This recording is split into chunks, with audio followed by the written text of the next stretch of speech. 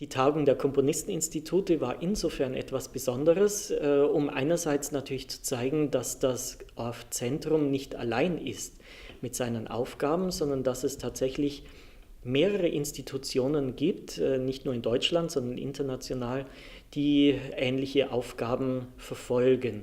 Und es ist natürlich sinnvoll, dass man sich immer mal wieder unterhält, sich abstimmt, Erfahrungen austauscht, um sich auch gegenseitig zu helfen, beizustehen oder mit Rat und Tat einfach gegenseitig sich zu unterstützen. Vertreten waren das Hindemith-Institut Frankfurt, das Max-Reger-Institut Karlsruhe, das Richard-Strauss-Institut, dann das Schönberg-Center Wien und schließlich natürlich das ORF-Zentrum. Es ist so, dass eine allererste Tagung stattgefunden hat, bereits im Jahr 2000. Mein Vorgänger Hans-Jörg Jahns hatte über 30 Institutionen eingeladen hier nach München und man konnte sich bei dieser Gelegenheit kennenlernen gegenseitig, man konnte sich kurz vorstellen. Allerdings verbot dann die Größe und die Menge der Teilnehmer ein tieferes Eingehen in bestimmte Sachfragen, und man konnte sich nicht wirklich austauschen. Deshalb war mein Gedanke, einerseits natürlich an diese große Leistung anzuknüpfen, indem zum zweiten Mal dann eine Tagung der Komponisteninstitute veranstaltet wurde, aber den Kreis sehr klein zu halten. Es waren insgesamt dann 5 Institute vertreten, die dann aber aufgrund des kleinen Kreises sehr schnell miteinander ins Gespräch kommen konnten. Das war der Hauptgedanke. Und dann auch noch, dass dann von außen Experten hinzugezogen wurden, die dann auch zum Teil beratend gewirkt haben oder zusätzliche Informationen gaben. Denn zum ersten Mal stand dann auch die gesamte Tagung unter einem bestimmten Thema.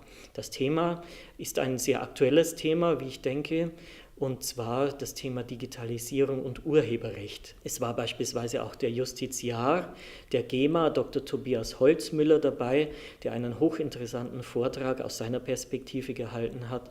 Es war der Komponist und gleichzeitig Aufsichtsratsvorsitzende der GEMA, Professor N.J. Schneider, dabei, der aus seiner jeweiligen Perspektive das Thema beleuchtet hat.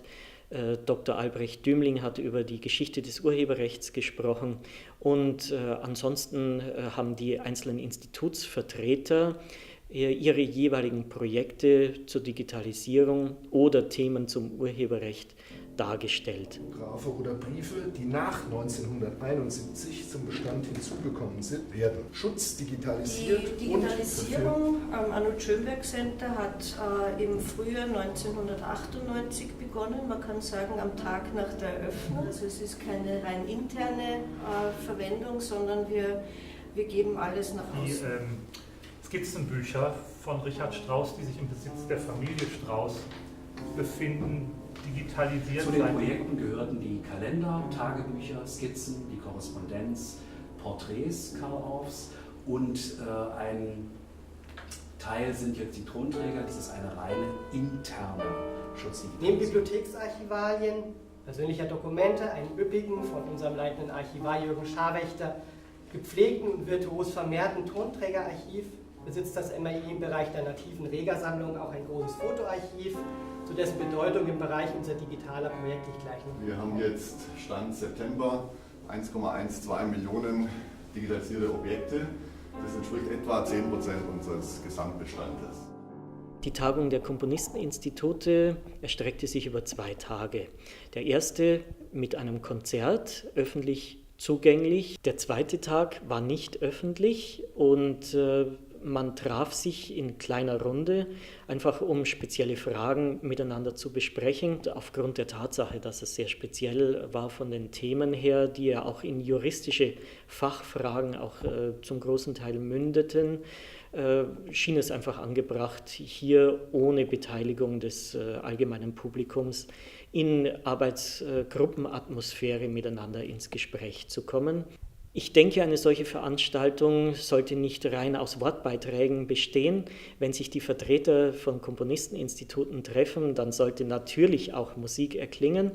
Und die Grundidee war, dass das Programm dieses Konzerts bestehen sollte aus Kompositionen derjenigen Musiker, deren Institute auch bei der Tagung beteiligt waren.